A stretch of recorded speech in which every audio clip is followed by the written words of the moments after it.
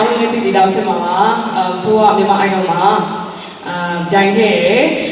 အခက်ခဲတွေစုံစမ်းခြင်းတွေအတိုက်ခိုက်တွေအများကြီးကြုံတွေ့ခဲ့ရတယ်ပေါ့နော်ဒါပေမဲ့အမြဲတမ်း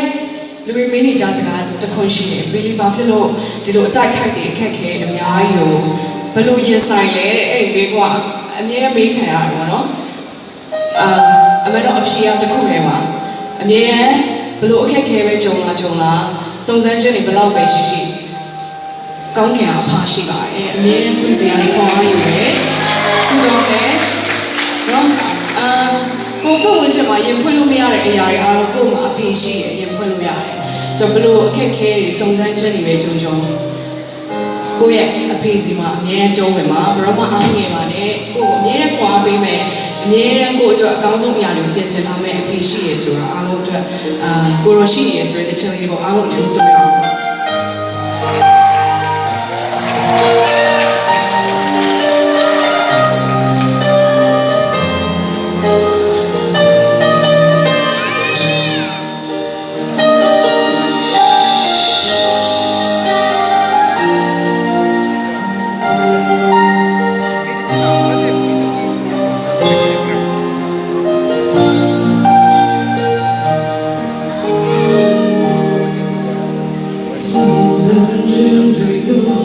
Yes, I am. I can't get you down, then you'll dream it. I shine out by the gold she needed. The night that she got you, hope you be there. Teacher me.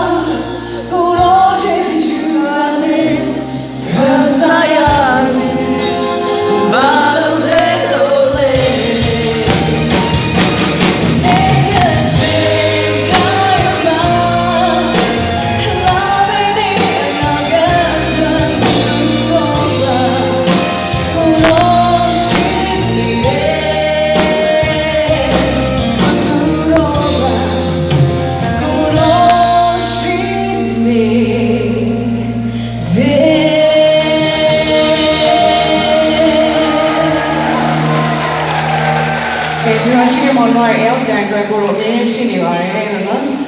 Okay ဆိုတော့တတိယတစ်ပုတ်အနေနဲ့